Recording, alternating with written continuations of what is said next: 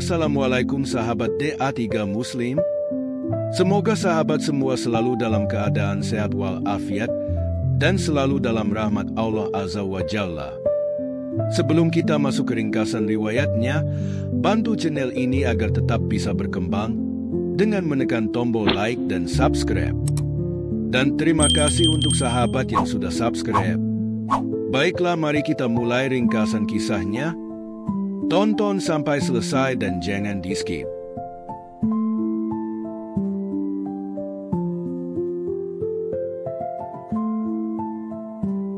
Setelah perjalanan hijrahnya Rasulullah Shallallahu Alaihi Wasallam yang cukup panjang dan penuh dengan perjuangan, dan juga setelah sebelumnya singgah di daerah Kuba, tibalah Rasulullah bersama sahabat mulia Abu Bakar As-Siddiq di kota Yathrib,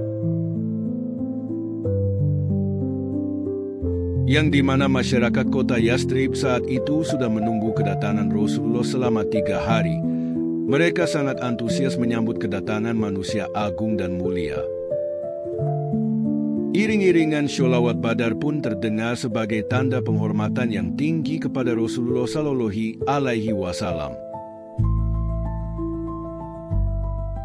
Waktu itu mereka belum tahu persis mana yang Nabi dan mana yang Abu Bakar. Sebagian mengira bahwa Abu Bakar yang sedang berdiri, itulah Nabi. Tapi tatkala panas matahari menimpa Nabi, Abu Bakar bergegas menaungi beliau dengan kainnya. Barulah mereka tahu mana yang Nabi.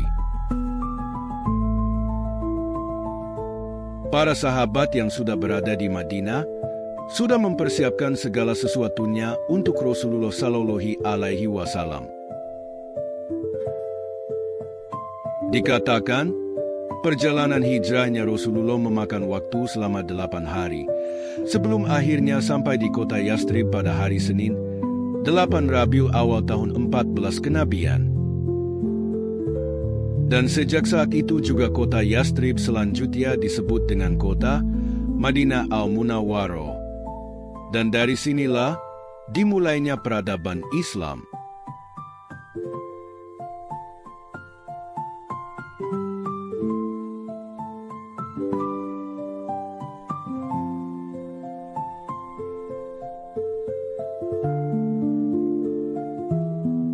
Sesampainya Nabi di kota Madinah, orang-orang Ansor berebut mengajak Nabi untuk singgah di rumah mereka.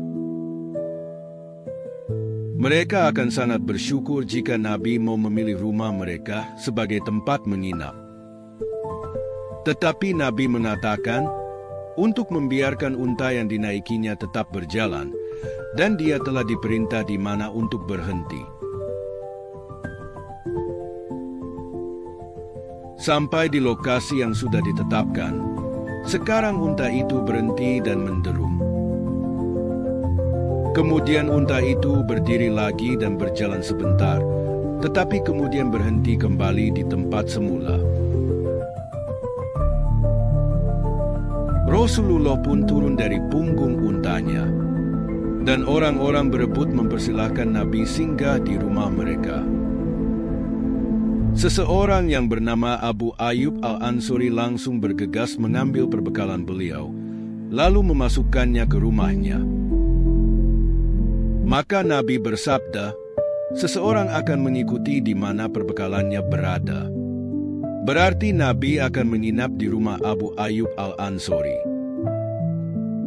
Dan seseorang bernama As'ad ibnu Zurarah meraih tali kekang unta Rasul dan menambatkannya di tempat beliau menginap.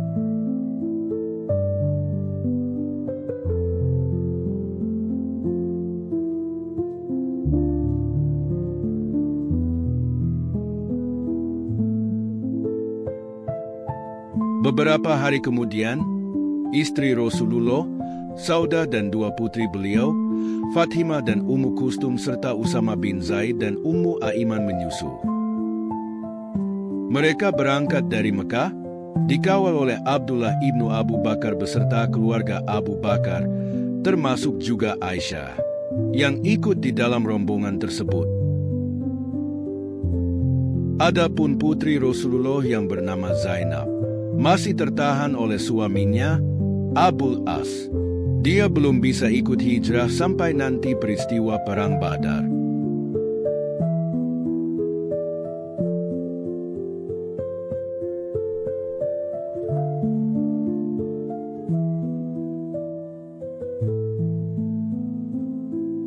Kita kembali ke kota Madinah. Langkah pertama yang dilakukan Rasul di Madinah bukanlah berdakwah ke semua orang atau membangun rumah tempat beliau tinggal, tetapi justru membangun masjid terlebih dahulu, karena peran masjid nantinya akan sangat penting untuk kelangsungan kaum muslim.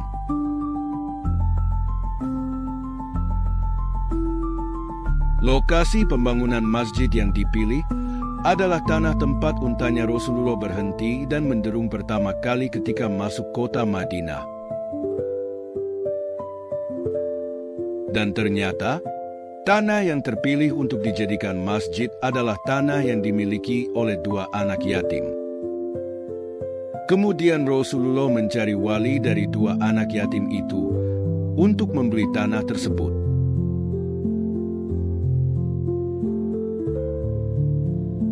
Setelah bertemu dengan walinya, Rasulullah pun mengutarakan keinginan untuk membeli tanah tersebut dari walinya. Namun, wali itu berniat mewakafkan tanah tersebut untuk pembangunan masjidnya Rasulullah. Akan tetapi, Rasulullah menolak dan akan tetap membelinya. Setelah berdialog panjang, akhirnya tanah itu pun dibeli oleh Rasulullah Shallallahu Alaihi Wasallam untuk dijadikan masjid. Sebelum masjid dibangun, tanah itu dibersihkan dahulu dari puing-puing bangunan, pohon kurma, dan sejenis pohon berduri. Rasul memerintahkan untuk meratakan puing-puing bangunan yang ada serta menebang pohon kurma dan pohon berduri.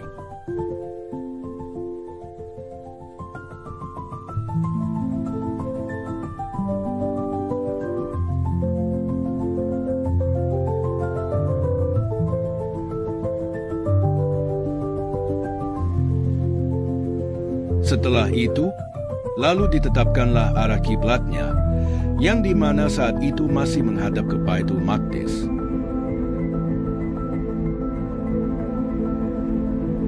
Dua pilar pintu masjid dibangun dari batu, temboknya disusun dari batu dan tanah liat, atapnya dari pelepah kurma, sementara tiang-tiang dari batang pohon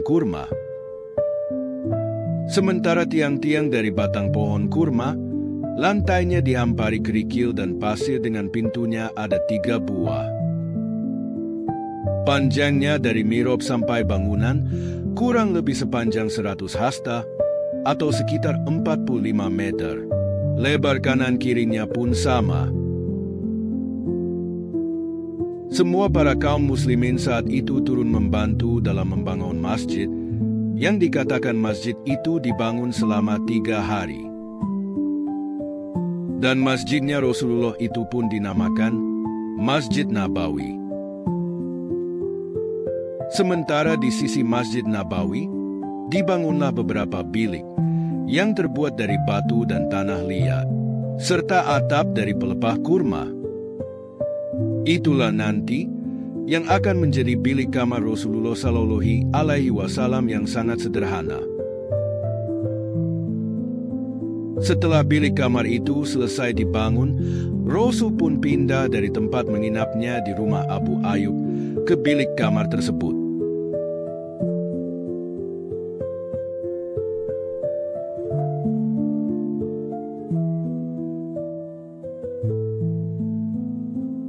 Pada masa itu, masjid bukan saja tempat sholat berjamaah, tetapi juga tempat Rasul mentarbiah para sahabat dan kaum muslimin, dari menyampaikan perkara wahyu, memberikan ajaran syariat Islam, dan arahan-arahan dari Rasulullah Shallallahu Alaihi Wasallam. Dan juga sering dipergunakan sebagai pusat kendali semua kegiatan, pusat informasi, sekaligus forum untuk para sahabat berdiskusi dengan Rasulullah. Masjid juga berfungsi sebagai rumah bagi orang fakir dari kaum Muhajirin pada saat itu, yang jumlahnya cukup banyak, yang tidak punya tempat tinggal, harta, dan sanak saudara.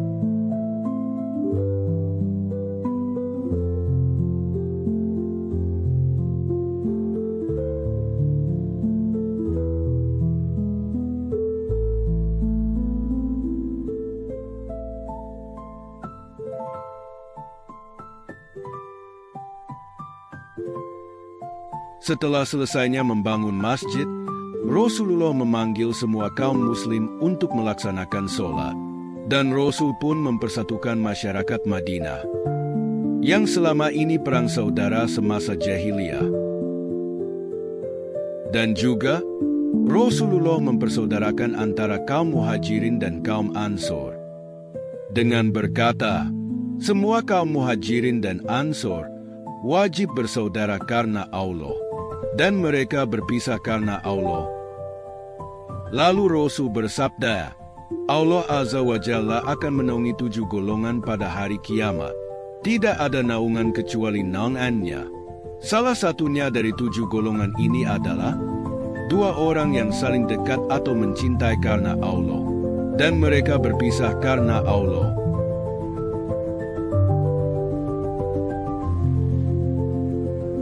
Di bawah kepemimpinan Rasulullah, beliau pun membuat peraturan atas dasar syariat Islam, yang di mana peraturan itu adil dan bijak untuk semua masyarakat kota Madinah, baik kalangan Muslim dan non-Muslim, agar semua bisa hidup berdampingan dengan aman dan damai tanpa perselisihan, dan harus sama-sama menjaga kota Madinah.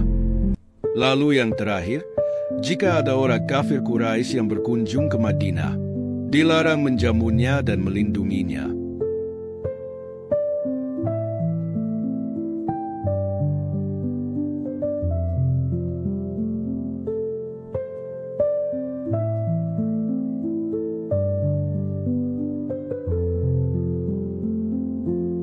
Pada masa-masa awal hijrah, disyariatkan azan yang diserukan 5 kali sehari semalam. Dan pada saat itu, kalimat-kalimat azan belum ditetapkan. Sebelum kalimat-kalimat azan ditetapkan, ada beberapa usulan untuk cara memanggil kaum muslimin mendirikan sholat di masjid. Ada yang memberi usul menggunakan trompet, menggunakan beduk, atau menggunakan genderang. Tapi usulan itu semua ditolak oleh Rasulullah.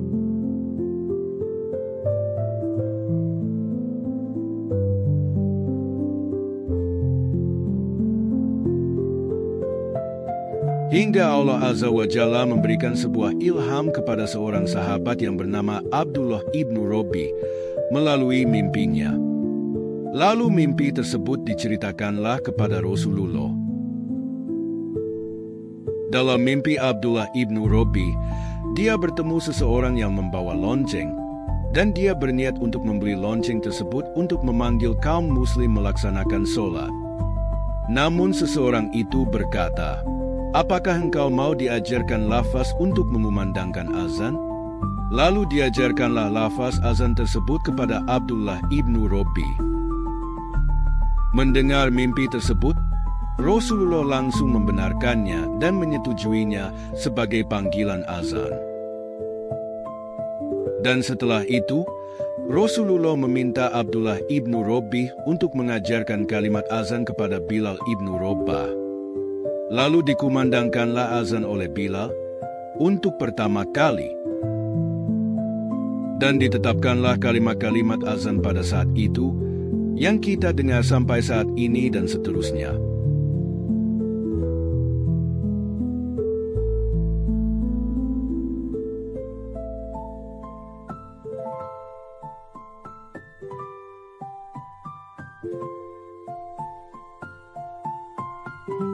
Setelah semua sudah ditetapkan oleh Rasulullah, pada saat itu ada segelintir golongan orang-orang munafik di Madinah, yang setelah mengetahui adanya masjid yang dibangun Rasulullah, lalu mereka juga membangun sebuah masjid.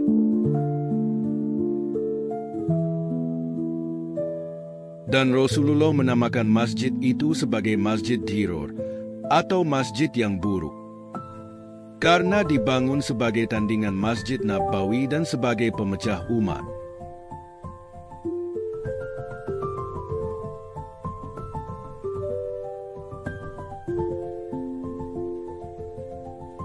Kemudian, orang-orang munafik dan kafir itu sedang menunggu kehadiran seseorang yang mereka sengaja mengundang datang ke Madinah sebagai wujud rasa iri kepada kaum muslim. Seseorang itu adalah pendeta Nasrani dari negeri Syria, bernama Abu Amir. Karena mereka merasa jika umat muslim ada seseorang nabi, maka mereka pun juga sama.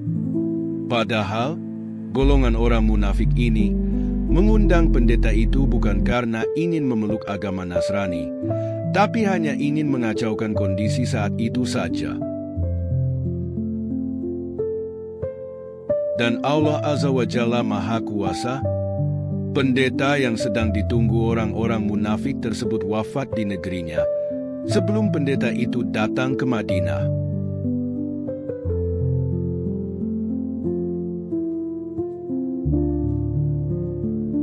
Setelah itu, Rasulullah memerintahkan untuk menghancurkan masjid-masjid Diror tersebut. Seperti apa yang Allah firmankan di dalam surah At-Taubah ayat 107. Dan juga Allah Azza wa Jalla melarang kita sholat di masjid tersebut selama-lamanya.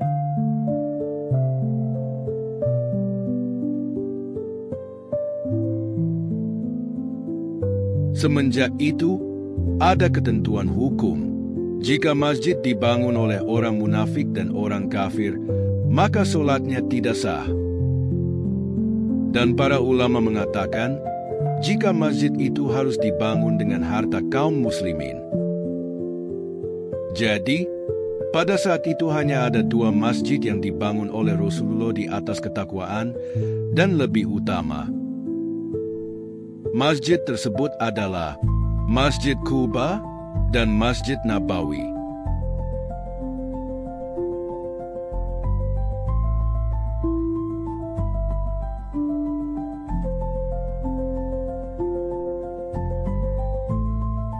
Selama tinggal di Madinah, sesekali Rasulullah pergi ke Masjid Quba yang berada di daerah Quba untuk melaksanakan sholat dan juga untuk mengunjungi kerabat saudara dari jalur Ibunda Aminah, yaitu suku Najjar.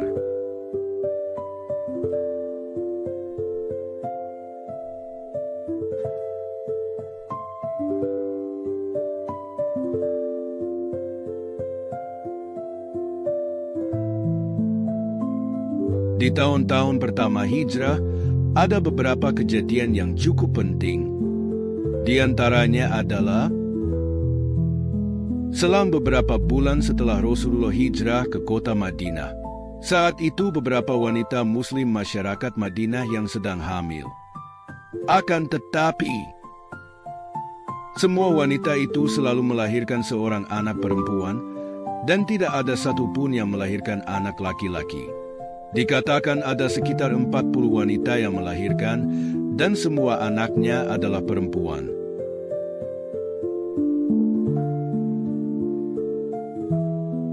Hal ini menjadi bahan ejekan dari orang-orang Yahudi yang tinggal di Madinah. Dan mereka membuat isu atau berita bohong dengan mengatakan jika mereka telah menyihir kaum muslim di Madinah agar tidak ada anak laki-laki yang lahir.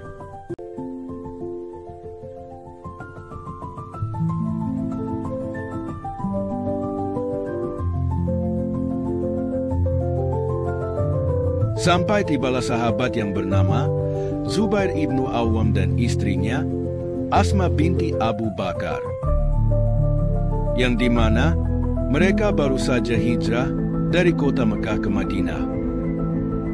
Dan saat itu Asma binti Abu Bakar sedang hamil besar.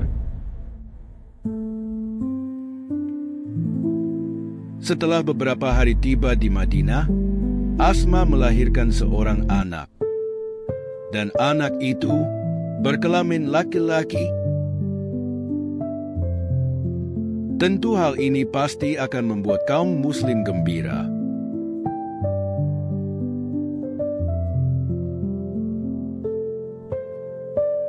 Kemudian Zubair ibnu Awam pun langsung membawa anaknya yang baru lahir tersebut kepada Rasulullah Shallallahu Alaihi Wasallam.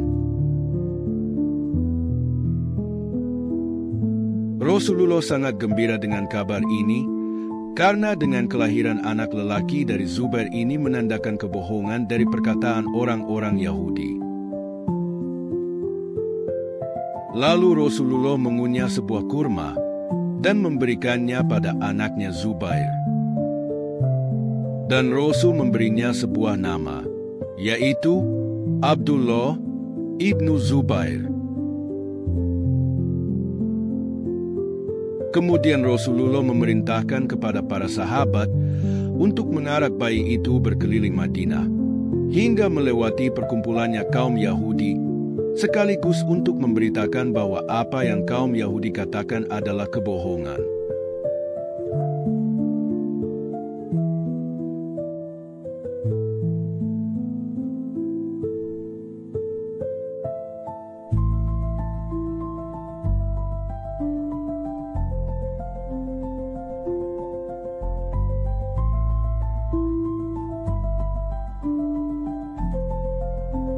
Kemudian, kejadian penting lainnya di awal hijrah adalah dirubahnya dan ditetapkannya jumlah rakaat sholat wajib.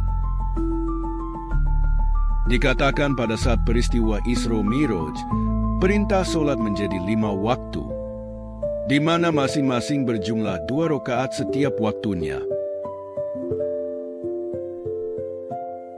Ketika di awal-awal hijrah, Allah Azza wa Jalla memerintahkan untuk mengubah jumlah rakaatnya di masing-masing waktu. Sholat zuhur menjadi 4 rakaat, sholat asar menjadi 4 rakaat, sholat maghrib menjadi 3 rakaat, sholat isya menjadi 4 rakaat, dan sholat subuh tetap 2 rakaat. Seperti yang kita kerjakan sampai hari ini dan seterusnya.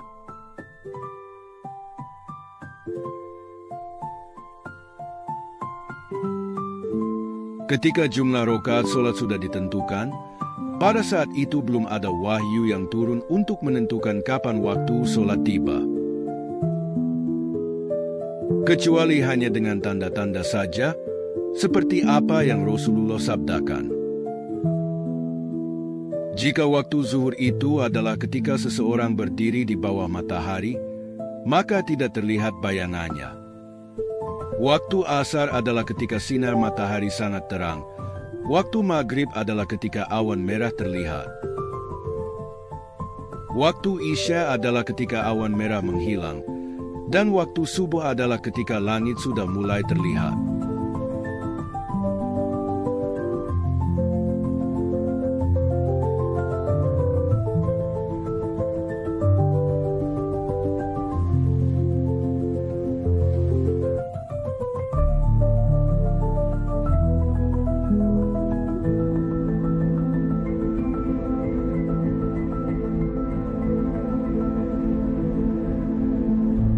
Di awal hijrah juga, atas perintah wahyu, Rasulullah Shallallahu Alaihi Wasallam menikahi Aisyah binti Abu Bakar.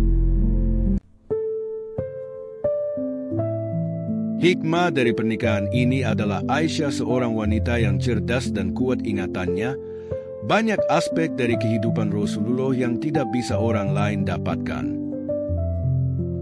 Terbukti, Aisyah menjadi salah satu perawi hadis terbanyak yang meriwayatkan kehidupan Rasulullah Shallallahu Alaihi Wasallam dan memberikan manfaat dan dampak positif untuk mengamalkan ajaran agama secara mendetail.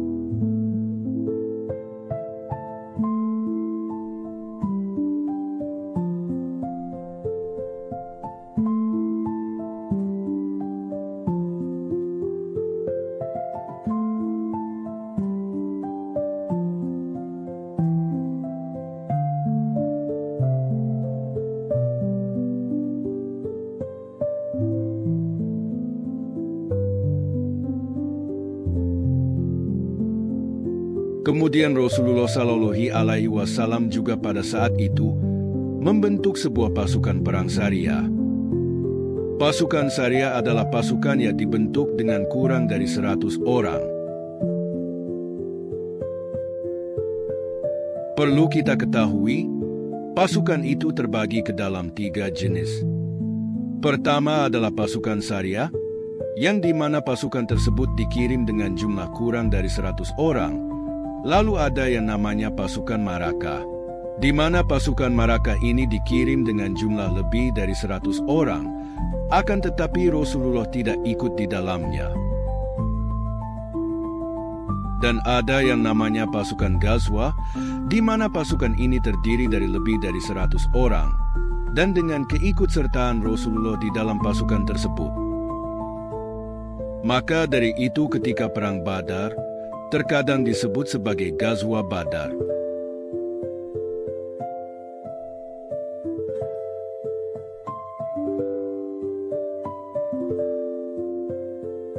Pasukan Syariah yang dibentuk Rasulullah ini selalu dikirim oleh Rasulullah memerangi kaum Quraisy, terutama menghadang kafilah-kafilah dagang kaum Quraisy yang datang dari negeri Syam dan dikawal oleh 300 pasukan.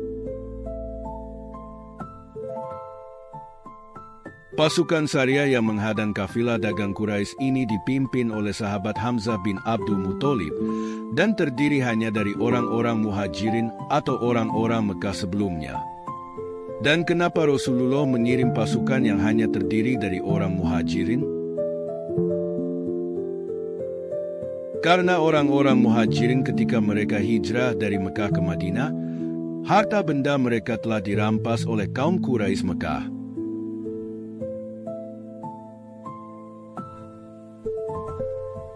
Upaya penghadangan ini pun tidak berjalan dengan mulus. Adapun beberapa kali mereka mengalami kegagalan. Ketika pasukan pengawal kafilah dagang tersebut, jumlahnya lebih banyak dari pasukan Syariahnya Rasulullah. Dikatakan, sebelum terjadinya perang besar seperti Perang Badar, banyak peperangan-peperangan kecil yang terjadi, terutama dengan pasukan Syariah ini yang selalu memerangi kafilah dagangnya kaum Quraisy. Seperti itulah pasukan yang di awal-awal dibentuk oleh Rasulullah, sampai nantinya banyak pasukan yang akan memenangkan peperangan penting yang menjadi kunci kejayaan umat Muslim.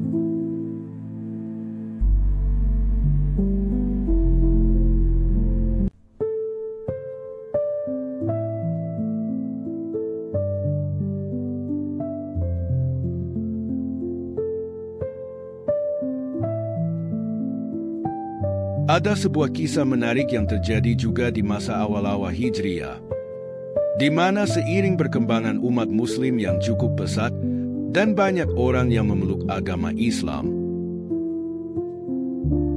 Tapi ada juga sebagian orang yang merasa tidak senang dengan hal itu dan merasa umat Muslim sebagai ancaman. Siapa lagi jika bukan mereka orang-orang Yahudi yang tinggal di kota Madinah? Menurut para ulama pun, kaum yang paling membenci Islam adalah orang-orang Yahudi.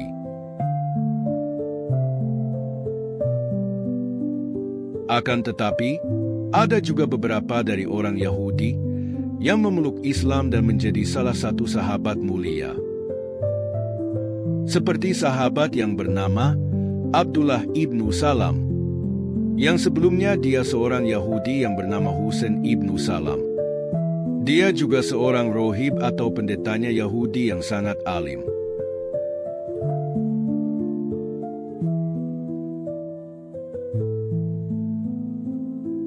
Dalam hadis riwayat Bukhari, suatu hari ketika Abdullah ibnu Salam belum memeluk Islam, dia mendatangi Rasulullah dan bertanya, "Wahai Rasulullah, aku ingin bertanya 3 hal, yang dimana pertanyaan ini ada di dalam kitab Taurat orang Yahudi dan tidak akan bisa dijawab kecuali oleh seorang nabi." Kemudian bertanyalah Abdullah ibnu Salam kepada Rasulullah, "Pertama, apakah tanda pertama akan terjadinya hari kiamat?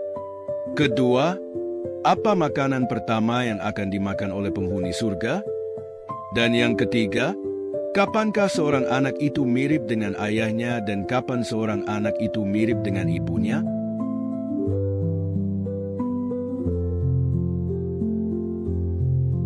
Kemudian Rasulullah menjawab pertanyaan-pertanyaan tersebut. Rasul berkata, tanda pertama akan terjadinya hari kiamat adalah akan muncul api besar yang menghalau dan menggiring manusia dari arah timur menuju ke arah barat. Lalu makanan yang akan dimakan pertama kali oleh penghuni surga adalah hatinya ikan besar atau ikan paus. Dan kapankah seorang anak mirip dengan ayah atau ibunya adalah ketika suami istri bersenggama dan yang paling dulu keluar atau orgasme, maka anaknya akan lebih condong atau mirip dengan yang keluar lebih dulu. Ada dua penafsiran para ulama tentang hal ini. Apakah mirip secara fisik atau jenis kelamin? Mendengar jawaban dari Rasulullah SAW, Abdullah ibnu Salam langsung bersyahadat dan memeluk Islam sebagai agamanya. Dan di antara banyaknya suku-suku orang Yahudi yang ada di Madinah, hanya Abdullah ibnu Salam yang memeluk Islam. Selainnya mereka tidak mau. Oleh karena orang-orang Yahudi menolak Islam, maka Rasulullah mengadakan perjanjian kepada suku-suku orang Yahudi di sana. Ada beberapa poin penting dalam perjanjian tersebut, di antaranya adalah orang Muslim dan orang Yahudi harus hidup berdampingan, bagi orang Muslim agama mereka dan bagi orang Yahudi agama mereka. Kemudian, jika terjadi peperangan, baik orang Muslim dan Yahudi harus tolong-menolong demi keamanan kota Madinah. Dan orang-orang Yahudi dilarang bekerja sama, menolong dan melindungi kaum kafir Quraisy. Dan perjanjian ini juga dikenal sebagai Piagam Madinah.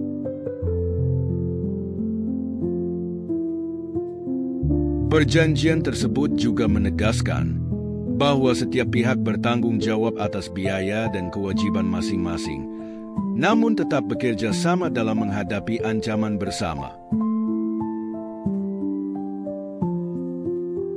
Dengan adanya perjanjian atau Piagam Madinah, Rasulullah berhasil menciptakan tatanan masyarakat yang adil dan harmonis, di mana setiap komunitas dapat hidup berdampingan dengan damai, saling menghormati, dan bekerja sama demi kebaikan bersama.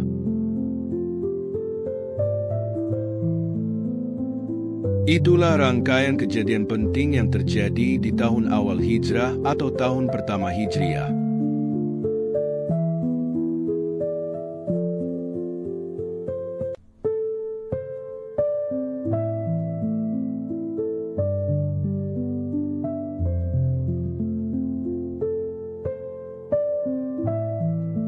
Selanjutnya memasuki tahun kedua Hijriah, yang dimana juga banyak peristiwa penting yang akan menjadi bagian dari dimulainya peradaban Islam.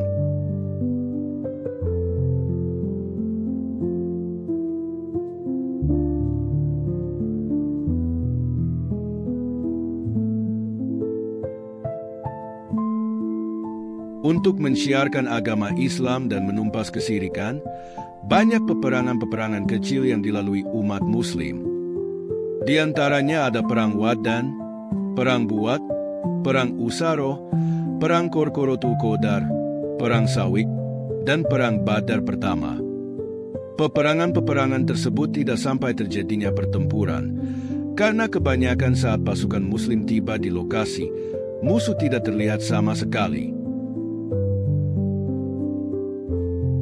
Hingga akhirnya terjadilah pertempuran besar yang dikenal dengan Perang Badar Kubro. Karena riwayat peristiwa ini cukup panjang, maka akan kami bahas di video yang berbeda. Setelah Perang Badar Kubro, lalu ada perang kecil yang dinamai Perang Koinukok. Perang yang terjadi dengan salah satu suku Yahudi di kota Madinah, dimulai dengan pengkhianatan mereka terhadap perjanjian yang sudah disepakati dengan kaum Muslim. Peristiwa penting selanjutnya adalah perintah Allah Azza wa Jalla untuk berpindahnya kiblat kaum muslim dari yang sebelumnya ke Baitul Maqdis menjadi ke arah Ka'bah di kota Mekah.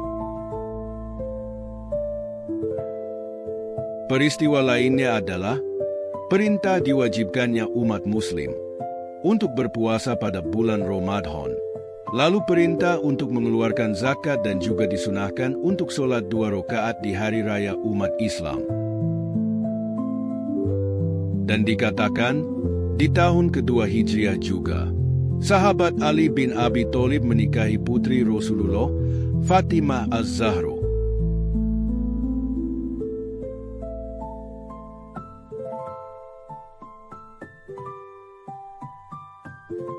Demikianlah kisah awal mula tahun Hijriah yang penuh makna dan pelajaran. Semoga kita dapat mengambil hikmah dari perjuangan Rasulullah dan para sahabat dalam membangun peradaban Islam. Jangan lupa untuk like, share, dan subscribe agar kita bisa terus belajar bersama tentang sejarah Islam. Sampai jumpa di video berikutnya. Insya Allah. Wassalamualaikum warahmatullahi wabarakatuh.